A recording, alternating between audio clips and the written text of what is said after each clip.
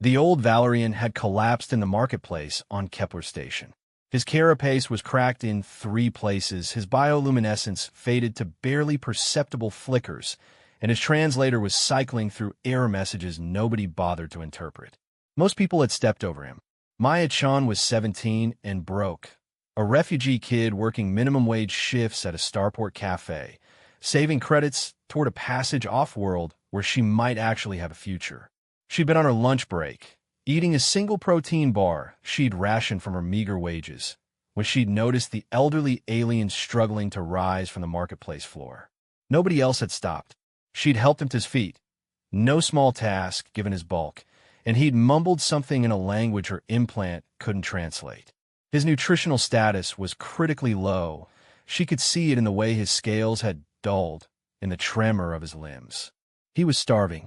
Maya's cafe offered nutrient supplements designed for various alien biochemistries. They were expensive, too expensive for someone living on her salary. But she'd looked at the old alien's desperate eyes and made a decision that should have been easy to rationalize away. She'd bought him a week's worth of supplements. It had cost her 70% of her monthly earnings. 70% of the money she'd been carefully accumulating. The old alien had tried to refuse, his translator finally catching up enough to convey gratitude mixed with shame. Maya had simply smiled and guided him to a bench where he could eat. "You're alone," she'd said simply. No one should be alone and hungry. He'd eaten every supplement she'd purchased, and when she'd had to return to work, she'd left him her contact information, against protocol, against wisdom, against every survival instinct that told her not to get involved with anyone or anything. She'd expected never to see him again. The Imperial ships had arrived 6 hours later.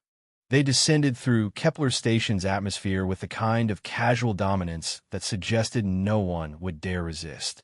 Dreadnoughts, capital-class warships, military escorts that turned the marketplace into controlled chaos as civilians evacuated.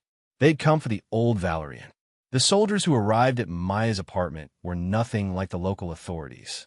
They wore the insignia of the Imperial Guard, the actual Imperial Guard, not station security. They were polite, almost gentle, as they explained that she'd assisted someone of considerable importance. His name was Sovirius Valen. He'd been the Emperor's personal philosophical advisor for 2 centuries. He'd been reported missing 3 cycles ago, and search parties had scoured 3 sectors.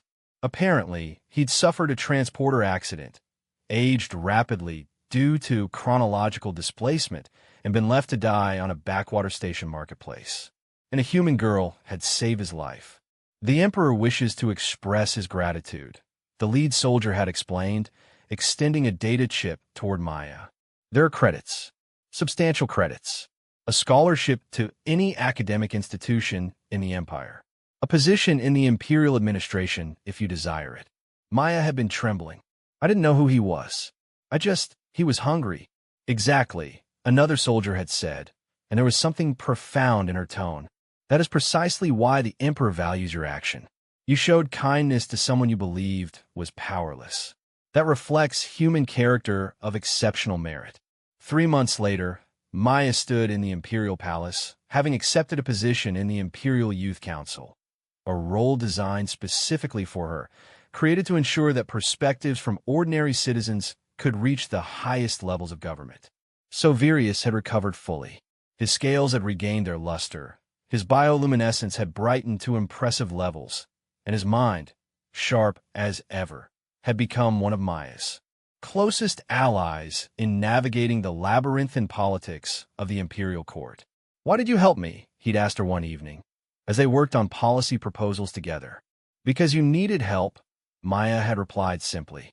"Because I could provide it. Isn't that enough?" Sovirius had made a sound that his translator rendered as laughter. "In my 200 years, I've met emperors, warlords, geniuses, and philosophers.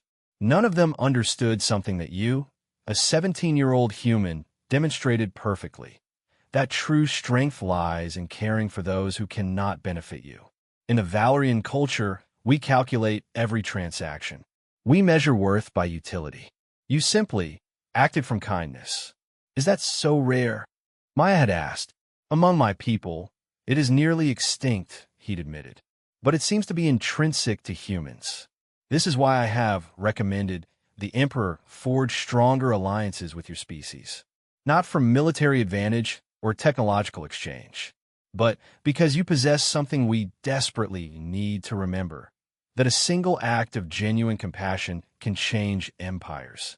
The policy Maya had helped draft became known as the Human Integration Act, legislation that granted humans greater representation across all imperial territories and ensured that human perspectives informed the highest governmental decisions. It had started with one girl buying food for a hungry old alien in a marketplace.